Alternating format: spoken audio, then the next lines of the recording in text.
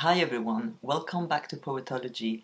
I've been keeping a journal for many years. I started when I was 12, I think. At the moment I'm using these Leuchtturm notebooks and I have been keeping journals almost continuously throughout the years. And today I decided to show you some of my favorite books about how to keep a journal. Some of them are about writing and some of them are about drawing and illustrating a journal. I filmed them when I was at my parents' over the holiday because I don't have the books with me here, unfortunately. So I will talk you through the books that I decided to feature here. These are most of the books I have read on the topic of journaling, and they all date a few years back because I'm writing in my journal regularly anyway, so I don't feel like I need extra motivation. But if you know other books, especially more recent ones, on the topic of keeping a journal, then I'll be very interested to know. I will talk about these books roughly chronologically. The first one is The New Diary by Tristine. This book was published in 1978 the first time, and it talks about all the basics of how to write in a diary and how to use different features such as dreams, writing about issues you're experiencing, and doing diary magic. I remember liking the idea of diary magic, that by writing a journal, that in itself is a transformative practice that will influence the course of your life and the meaning you ascribe to it. This is a classic and it contains a lot of ideas. It's one of two books that are foundational to journal work. And the second, that is quite similar, is Journal to the Self, 22 Paths to Personal Growth by Kathleen Adams. It came out a little later in 1990 and it's very complete. It talks about sketching characters, using stream of consciousness, writing unsent letters, dreams and imagery comes back as well. It's a really good, very thorough book on how to incorporate more therapeutic devices into your journal writing and how to integrate many aspects of your life into a very readable and interesting, constantly evolving journal. The next one is a little book called The Self-Esteem Journal by Alison Waines, published in 2004. And this is very concise. It just talks about how to improve your self-esteem by reviewing various things and doing a few exercises in your journal.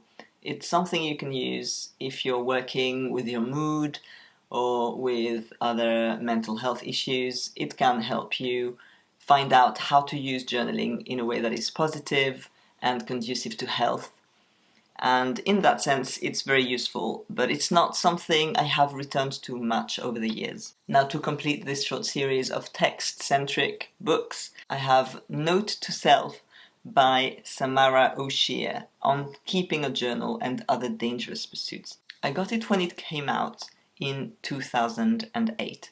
And so for me, it seems like a more recent journal writing tool, although it's not that recent anymore. It encourages you to express yourself, to look into your unconscious and incorporate elements from dreams, how to talk about ambition, how to talk about your daily life, jealousy, betrayal, everything. It contains all of the emotional drama and helps you make your way through it in writing. O'Shea is also not afraid of talking about intimacy, and that's something that is addressed directly in this book. I also remember that I used to have a book titled At a Workshop Journal, and it doesn't look like I've kept it. And I think that is because, although it's a very thorough and productive method of journal keeping, it's also very highly structured and constrained. You're supposed to have a specific system in place, using folders and movable parts to take stock of your entire life and evaluate it in a very thorough way. And while it's very exciting, and I remember using some exercises from it at some point, it's not very close to the way that I like to do it, which is mostly freestyling. I don't really follow any specific method, I just write when I feel like it. And so I prefer books that give me insight into things I might want to try, but can also easily discard if they don't work for me. What comes next is books that are about illustrating a journal. And the first one, The Creative License, was really great for me because it encouraged me to start drawing again after I had almost stopped doing that, even though it brings me a lot of joy. And to this day, I draw largely according to these methods, which is just do something fun, draw whatever is in front of you, and I am no longer ashamed of my contour drawings. I don't know how to draw properly with, volumes and everything. I do it my own way, and for my own purposes, it works really well. And to pursue this further, An Illustrated Life gives you lots of examples of what different artists are doing in their artistic journals. It's full of inspirations for things that you might want to draw. It encourages you to go out and just sketch what is there. And for me, I really incorporate a few sketches in my journal pages. Some of them are good, most of them are very average, but it is another way of representing everyday things that I see, and it really gains value over time. Whatever little sketch I've made, a few years later, it looks really powerful because it reminds you of something in a more direct way than writing sometimes. A Trail Through Leaves by Hannah Hinchman, the journal as a path to place, is really focused on attentiveness to the environment around you and how to incorporate it into your journal work, especially through drawing, but also observation. I've mentioned this author in another video, so I will link to that above. Unlike Danny Gregory, it's not exactly like flicking through a journal, but it incorporates a lot of pages and sketches from the journal, so it gives you a really good insight into what the journal is like. This is about noticing details and features of the land and sketching them every day, noticing seasonal change over time. So you will gather a lot of details. And I think especially for people who cannot travel or cannot go very far at the moment due to shielding or other circumstances, it's so helpful to be able to go outside, even in your garden, and notice a lot of things and record these things in a way that is personal and meaningful. And if you're interested in that, then Keeping a Nature Journal will be amazing, by Claire Walker-Leslie and Charles E. Roth. Discover a whole new way of seeing the world around you. And this one I think follows seasonal patterns especially. It will really guide you through how to get started. If you're interested in environmentalism, it's a great complement to Hannah Hinchman.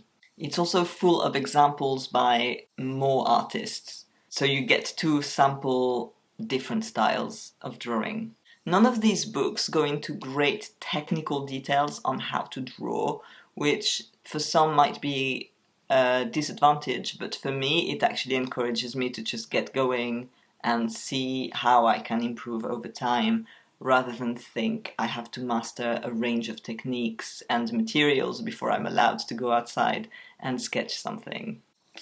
So I hope these books encourage you to pick up a journal and a pen and maybe some pencils and start recording your daily life, your thoughts, your dreams, your aspirations, some exchanges that you've had with other people, and also to observe your surroundings and put it in. It's extremely important for writers, I think.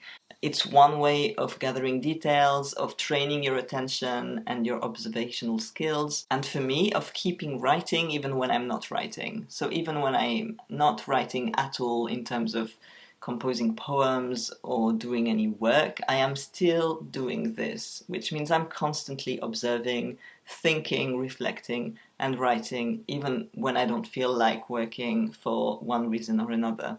I hope you enjoyed this video. I would love to hear about your own journaling endeavors, and I will see you again very soon. Bye!